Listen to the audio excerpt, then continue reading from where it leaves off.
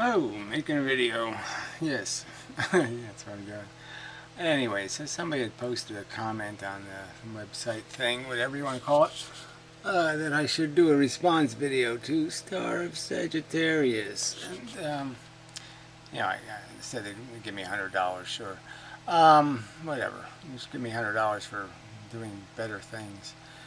Anyway, I was going to respond anyway, because I haven't even played a Star of Sagittarius video in a long time. And so I thought I would do that.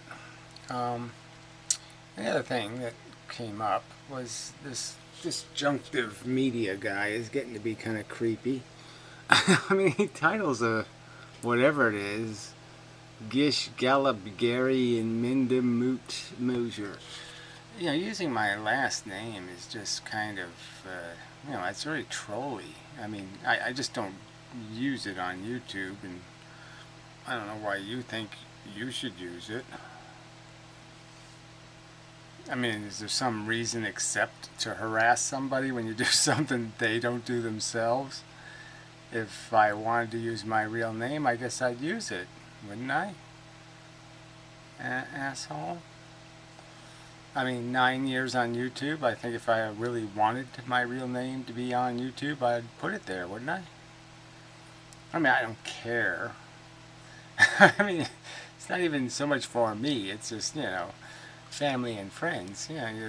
Maybe they don't want unnecessary attention.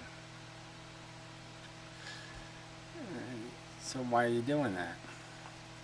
Oh, because you suck. Oh, we'll find out, I guess. We'll see. I don't know. We'll see how long it takes me to get through the Sagittarius video. So, on with the show. Whatever it will be. He does talk funny, and, maybe that's because he got hit by a truck or something, and I should feel sorry. And maybe he doesn't want anybody to feel sorry for him. So he's just playing it like he's a normal person, but he's pretty not normal. Kind of affected, as they say. Probably should check the speed settings. No, can't. Yeah, they're not there anymore. Okay then, I won't bother with that then. When looking at biology of the human body, we can know that there is the single cell factor that makes sentient beings unique in more ways than just the basic molecular structures of various organisms. Oh dear, he's reading some sort of crap. None of that means anything. They're just tools. It's a DNA molecule, and the first tool was the membrane of the cell, and then there was the membrane of the nucleus, right? A big jump. Euchroic, chararoic, whatever. Only happened once in the whole evolutionary history of green slime. It only happened once. I guess it's before green slime, but anyway, I'm not sure. Like amoeba or something. Anyway, they could have just stayed that way forever, essentially, right? And that's what they would have. That's what they did do. They only membraned the nucleus once. We're all descendants from that. But anyway, so some tools are simple, old, and some tools are complicated and newer. They're just tools.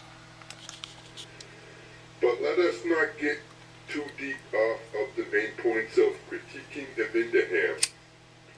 Since this planet is inmendham, it's not exactly in the word, but it's okay. I mean, I like it all right. So I should have read the title different. How to Piss inmendham Off. It's mostly made up of living organisms that can easily be found by plain sight of some type of structured mass of a body that can be considered a shell. We can then come...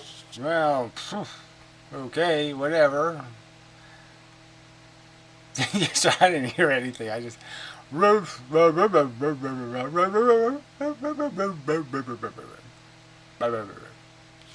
to a correct conclusion based upon the premises of consumption that it is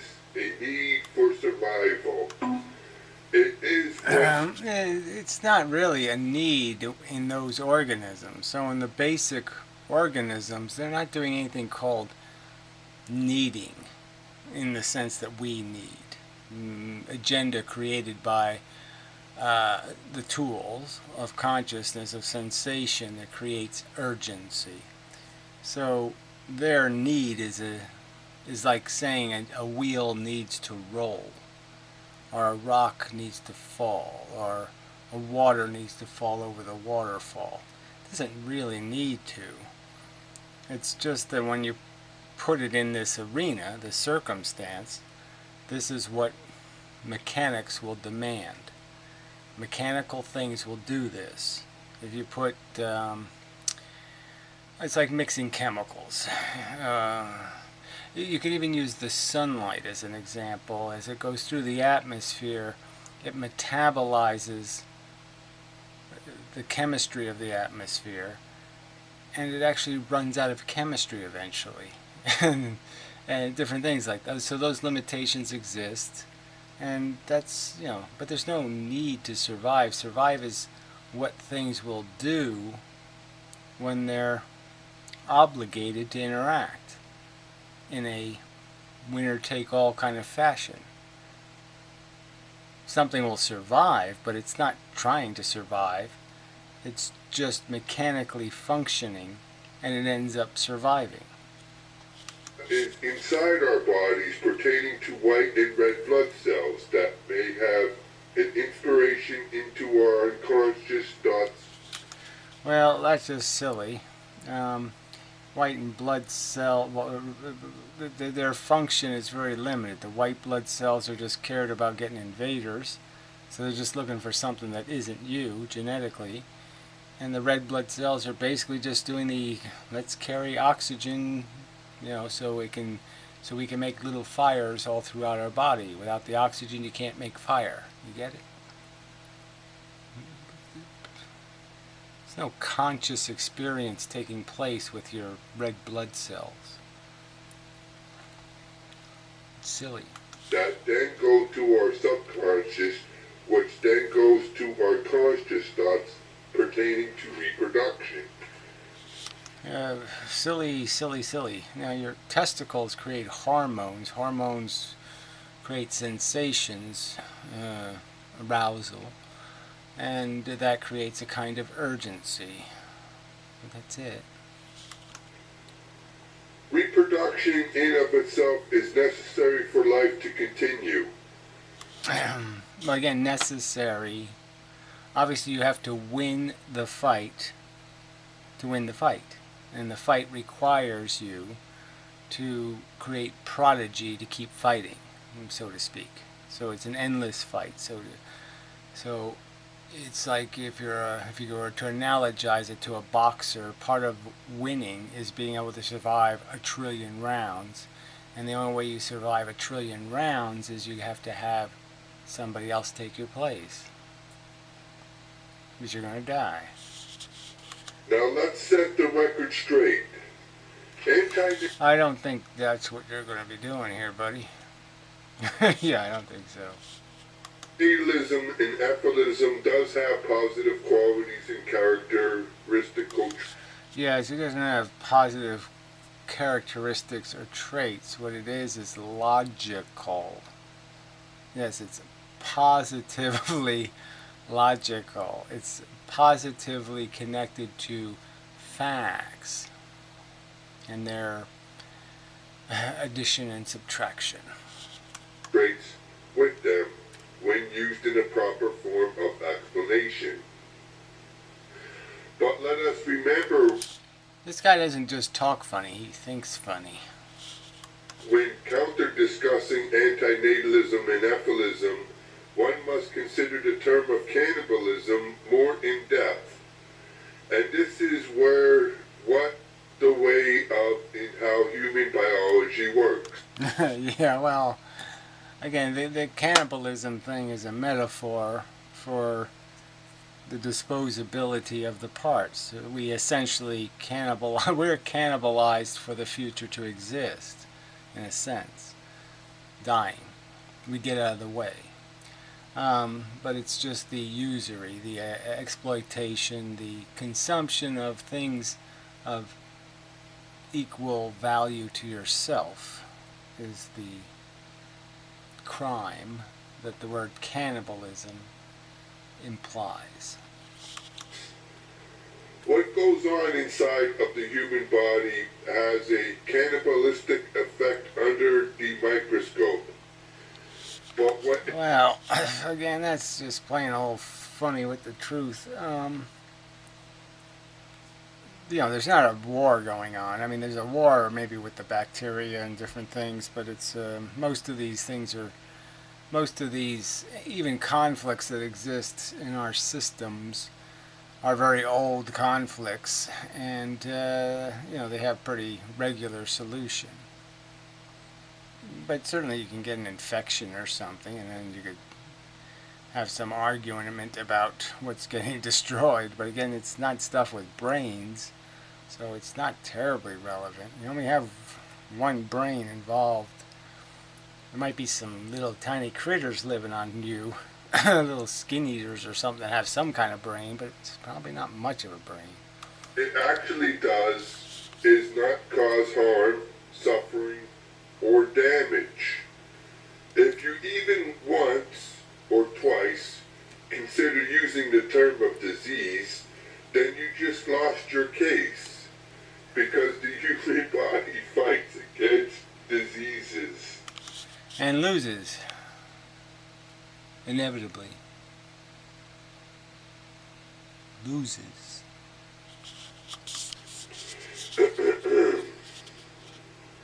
Now, some diseases may be uncurable. Yes. Aging. You will die. But in the way other humans think, they are trying to find a better form of treatment.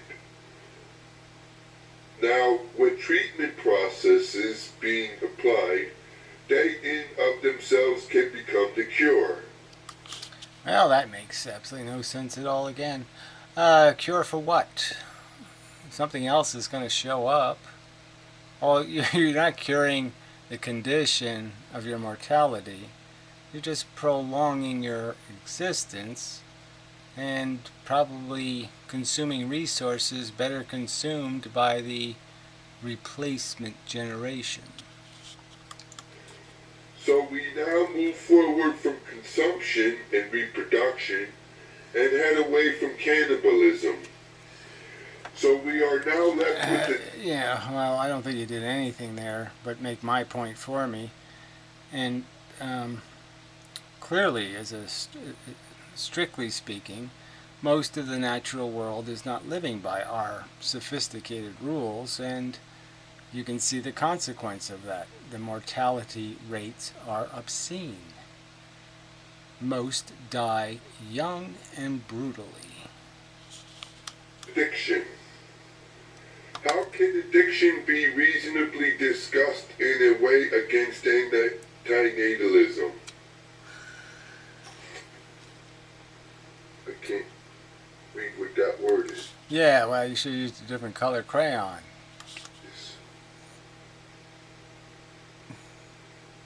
Is Yeah, well, I have the same problem. I can't read what I write either. So I can only make so much fun. Yeah, so I'll just leave it the crayon crack. Yeah, that's enough of a joke. and atheists, you may ask. No, I wouldn't do that. No, I wouldn't stick watermelons up my butt either. How can addiction be reasonably discussed in a way against antinatalists You already did this. and atheists, you may ask? No, I didn't ask it. I didn't ask twice for sure. Okay, that's cleared up. No, it isn't. Well, is this really a case against the extinction of life that so many newcomers to the subject fall like a sucker to? I don't know. I haven't fallen like a sucker too. I didn't know that's what suckers do, but the mixed metaphor and such, but horse feathers and such. No, of course not. Let's not be silly. We are addicted to life. So, No, we're really not. We're addicted to the elements of living, the pieces of it. Some pieces we don't actually like at all, but it's like heroin addicts. They don't like parts of the heroin addiction. They just like the part, but the rest they don't like. when the unborn becomes born, we find a way of justifying life by the addiction. I don't even know what that means. We don't do a damn thing. We sit there and watch this fucking victim get shot out of this slop, you know, and you know, put on the conveyor belt of now go ahead, be one of these silly lying jackasses called human. We are mostly unaware of. We may be aware of it, but we rarely understand its true purpose of how it works in nature. You know, well, I don't know what that means, how what works. First you're talking about babies, and now you're talking about what something works. But let's stay focused on addiction. You haven't even come close to the subject yet, fella. And creating new life forms. This is done by certain aspects that you yourself can name and understand. Yeah, the old in and out. If you cannot, then what are you actually doing here on YouTube? I'm making an argument that you're pretty much an idiot. You know. There. I think it's a convincing argument. And if you made previous videos on this topic, can you understand the scope of the new directions I am taking this subject? No, not even close. Something about suckers falling down and in and out and green slime, but really not much of an argument. Now let me conclude that when inmendham uses the term of consumption, reproduction, cannibalism, and addiction, it is in how each different human uses the functions of it. Yeah, that's not how reality works. Each human doesn't get to make up any meaning or truth. The truth is what it is. The truth is we're the byproduct of a biological process that basically is just founded on the idea that you consume to reproduce. Okay? In higher organisms with brains, you're going to be motivated to do that through addiction. And the process is going to be fundamentally, on an island planet, cannibalistic. The animals will eat each other. Kind is going to destroy kind. It's a holocaust against sentient organisms, committed by sentient organisms. Without being an abusive person. For in order to beat the negative values applied to it, one must present a positive aspect to it. Whatever all this mush means, the positive aspect is the elimination, the prevention of harm. And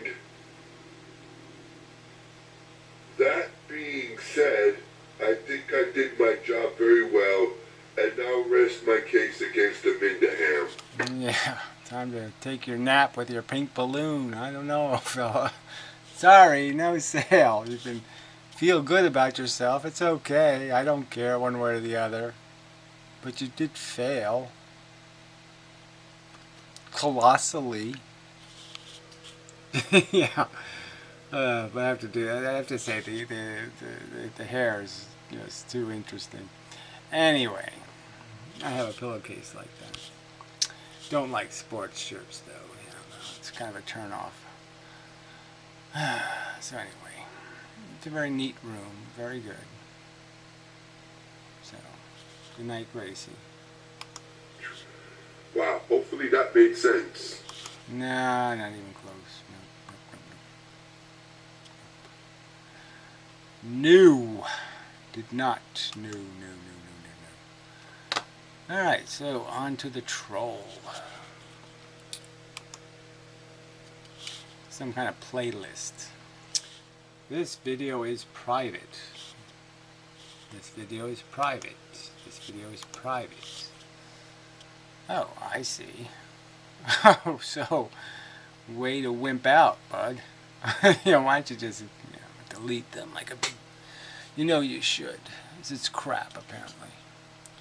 But anyway, what's, again, I don't even understand this. Gish Gallop? Is that, where are you from? Queersville or something? Queeratonia? England? Twaddington? Twiddington? Twaddington? Yeah, Twaddington? Something like that. Well, anyway, that saves me a big pile of work, though. I don't have to do any of this. He says I censored him because I didn't finish his other video, and that's censorship. See, I tried to play your videos, but you don't play. Asshole. So anyway, I guess we're done. Yeah, maybe the other versions of them play or something. Hey, I pressed the back button. Go back, you fucker. I hate this player shit. I hate that. It's just bouncing around the player. Fucking bastards. Anyway, so let's see. These are all Mendham. That was the dentist video. Very good. And old fan. And, oh, anti-bullshit man. I never finished his silly video. Oh, I mean his video. What the hell was it about? Some kind of red pill, you know? Everybody's boring me, I'm afraid. But, you know, I could play some of it, I guess. Well, it's not always going to read an article. Okay, so it was an awesome article in Star magazine or something. So let me go a little bit ahead. Didn't sound very awesome.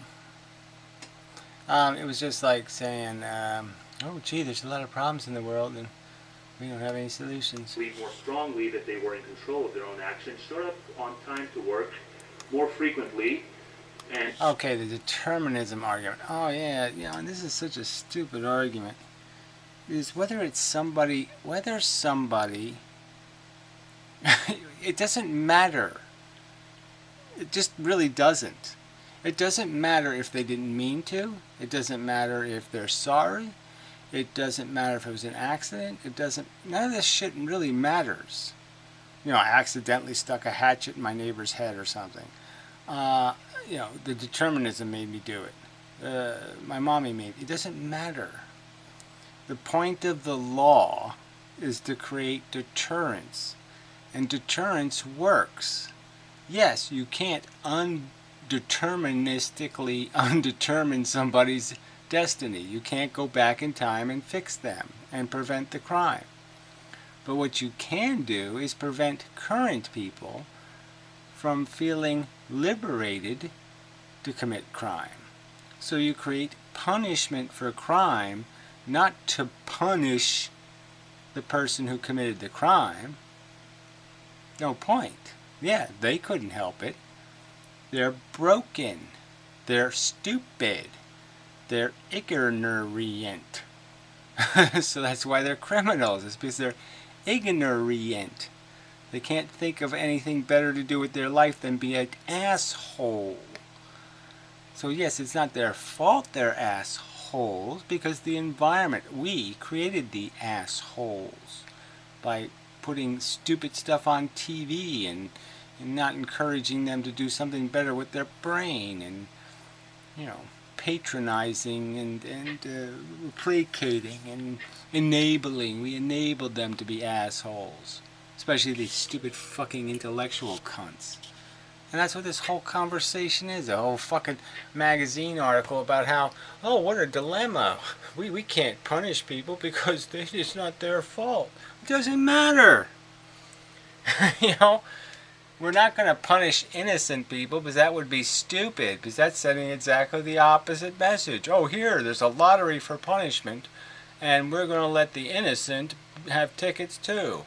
No, let's give only tickets for punishment to assholes that are guilty, whether it's their fault or not. But it's just about the deterrence. Deterrence works. Okay? It's not undeterministic. It's just a fact of determinism. That if you create deterrence, if you create obstacles to doing something, people won't do it because it's too much trouble, or you'll get into too much trouble. So this isn't complicated. Alright, we'll jump ahead a little bit. But it's just all that kind of mumbo jumbo. All this crap about who the fuck cares that it's not their fault. Again, it just doesn't goddamn matter. You don't punish the innocent, and you have to create deterrence. This is not hard to figure out.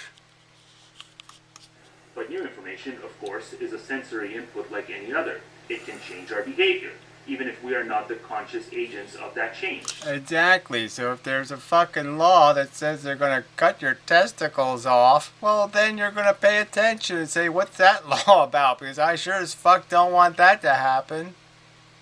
Yeah. If the language of cause and effect, in the language of cause and effect, a belief in free will may not inspire us to make the best of ourselves, but it does stimulate us to do so. Oh, bullshit, any of that crap either. I don't think it matters what you think about free will. I think it matters whether you think it's okay to steal or lie or be a criminal or whack people over there with bricks or something. That's what's important. If you think that's okay, that's where you made your fucking mistake. Illusionism is a minority position among academic philosophers. Oh, illusionism. I mean, fuck this. Oh, he's just so lost in his fucking titles for his fucking pigeonholes. He just lives by the pigeonhole now. We still hope that the good and the true can be reconciled, but it represents an ancient strand of thought among intellectual elites. Nietzsche called free will, quote, a theologian's artifice that permits us to judge and punish. It doesn't permit us to judge and punish. We judge and punish because it's necessary to the creation of fucking civilization. You can't have civilization if you do not judge and punish. And if you don't judge and punish consistent with crimes committed, if you don't judge and punish really closely associated with the conduct of criminal behavior. And again, it has free will has absolutely nothing to do with it. I mean, who would argue that somebody was, by their own free will, was ignorant or something? I mean, it's just stupid. And many thinkers have believed, as Smolansky does, that institutions of judgment and punishment are necessary if we are to avoid a fall into barbarism. Well, I mean, every human being who doesn't understand that if you don't punish bad behavior, people will behave badly, is so fucking far past the word imbecile. I mean, they've flown way past imbecile. If they don't recognize that the only reason why they don't commit a whole bunch of crimes is because there's laws against them. There's lots of I mean, I can't imagine any of you assholes have gone through your fucking goddamn life without saying, gee, that guy needs to be killed. And if you could do it without any risk, I'm on that. Smolansky is not advocating policies of Orwellian thought control. Luckily, he argues, we don't need them. Belief in free will comes naturally to us. Scientists and communists. Well, again, we don't need to believe we have free will. It's just totally irrelevant to understanding that we need to be incentivized. That behavior is a byproduct of the incentives and disincentives that exist. If you get rewarded for something, you'll likely do it. If you have to pay a price for doing something, you'll unlikely do it. If something you did, blinking your eyes too fast, meant you had to pay more property taxes, you wouldn't blink your eyes too fast. Dictators merely need to exercise some self-restraint instead of gleefully disabusing people of the institutions that undergird all they hold dear. Well, again, this is just such a canard that I've never gone through my life with any concern whatsoever about whether the fuck or not I had anything called a free will. I was pretty damn sure it's a cause and effect universe and that everything that was taking place was, in motion. The little bits were doing it. I wasn't really doing it. I wasn't controlling it. It's controlling me. Yeah, well, that's pretty obvious. Most scientists, quote, don't realize what effect these ideas can have, Smolansky told me. Promoting determinism is complacent and dangerous. Well, whatever. Again, it just isn't, it's not at all a scary concept that a world full of information, knowledge, facts, figures have determined how I perceive the world. It's not, look, you see a picture of the organs inside of a praying mantis. You know what's in there because you've seen a picture of it. Then you see a praying mantis and you see what's inside, and you don't think maybe there's confetti in there. Maybe there's Martians living inside of that animal. See, you don't have false notions of what's going on. You have accurate notions.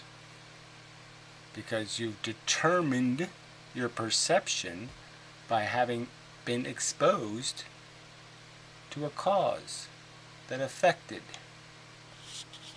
Yet not all scholars argue publicly against free will, blah, blah, blah. Okay, so then it gets into the optimism that Harris peddles for the most part. And Harris has a lot of good things to say about a lot of subjects, but he is very optimistic when it comes to this. I don't know if that's true. But I mean, I haven't seen him pushed to the real meaning of his overall philosophy as being optimistic. I don't think so. I think he's pretty certain idiocracy here we shit in. In his 2012 Free Will book, he pretty much said that this could do wonders for human psychology if grasped properly. But of course... yes, it could do wonders for the fact that now people would understand that they have to understand. That they're not going to behave well unless they understand why it's necessary to behave well. Yeah. If every scientific, social experiment suggests that people are not grasping it the way it ought to be grasped, then at what point are you going to pull the plug and start concealing truth, as illusionism advocates? We've had decades of social... Well, whatever. I don't see any point in saying that you're advancing the cause of the truth by lying. Yeah, no, I don't think so. Experiments, and all of them have pointed to one direction. It has negative impact on social behavior, moral behavior. It only has that if it's in a limited context. So yeah, if you're going to say something like, it's not your fault, and that's all you're going to say, you're not going to say anything about the actual consequences of crime and the fact that somebody else's life is damaged and harmed and that their life is just as valuable as your life. And so if you're not going to add anything to the conversation but say, we're going to say you're not to blame, so now you can be as assholey as you wish to be and we're going to applaud you.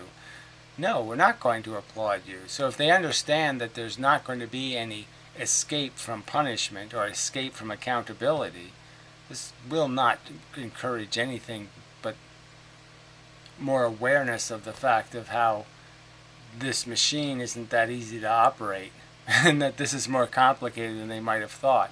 That should be the right context. But you're not going to have that context, yes, if all you say is, it's not your fault. If that's all you have to say on the subject, then you won't do them any good. That's true. Reciprocity, however you want to put it. There's just something about the human animal, the human psychology, that views traditional, conventional notions of free will as non-negotiable. Yeah, I just find this is a pile of crap. It's all about context, and yes, if you're going to, You're not going to learn. You can't learn algebra in 5 minutes. You're not going to do calculus in 20 minutes. So if you're not going to put any work in, yeah, that's right, it fails. So if that's how you want to do studies and surveys, and that's how you want to prove an argument, is to say, well, look, calculus can't be understood by anybody on Earth. Well, yeah, in a 20-minute course, yeah, it can't be. Yeah, so what did you prove? Nothing. So anyway, yeah, it's just getting annoying. It happens. It's the cause and effect annoying thing happening. So anyway, oh, Anticontivon. Oh, gross. I thought he was dead. I get a huge laugh from discussions that posit free will and determinism are the only possible options. Oh, brother. Free will is not a possible option. So you don't even have that right. Free is a silly word. It's a silly fucking idiot's word. Like love. Free is crap. It doesn't mean anything. There's no such fucking thing as a free anything. Ever. Equally funny is the idea that one is more moral than the other. I don't think anybody's making that argument, retard. The argument is whether people find themselves more willing to improve their behavior when they think their behavior has something to do with them, or when they think they're just a byproduct of environmental circumstances and genetics. So when it's somebody else's fault, what they do is different than when they think it's their fault, what they do. It's not about moral, it's about understanding and consequences. And clearly, when you make the consequences more happening to the person involved, they're more likely to pay attention, huh? If if there's 2 boats with holes in them in the water, you're in the boat with the hole in it, all of a sudden holes in boats is important, but it'd be less important when it's in that other boat. Yes, that's human nature. All the more reason to be agnostic on the matter. Agnostic. Whatever that means. I wonder what anti-bullshit man. And the will that is not free is still a will. And here was under the impression that determinist incompatibilists don't reject the existence of the causal will. Any example of them shying away from the term will altogether. Well, again, what you will. But you didn't will the willing. Something like that.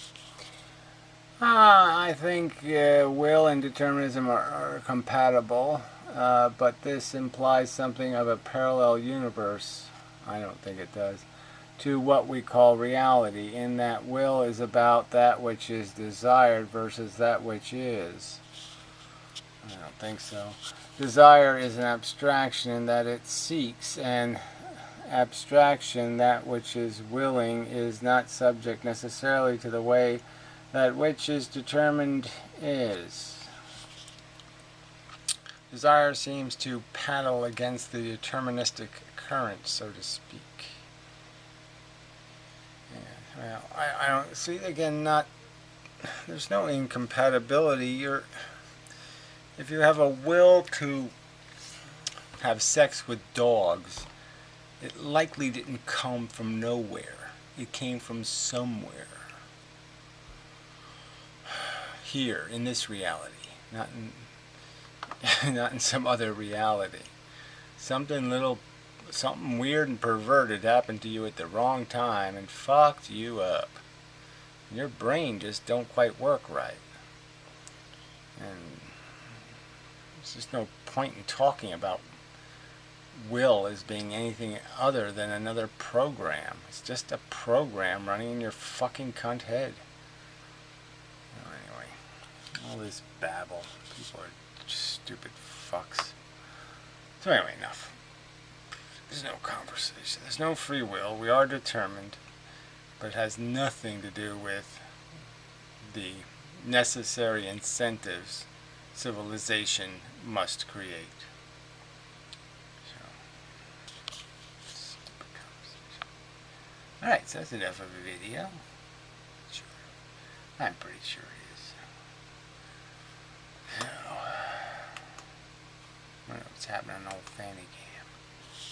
Ooh, she's watching a movie. Yeah, she's playing one anyway. And such. So anyway, till the next time.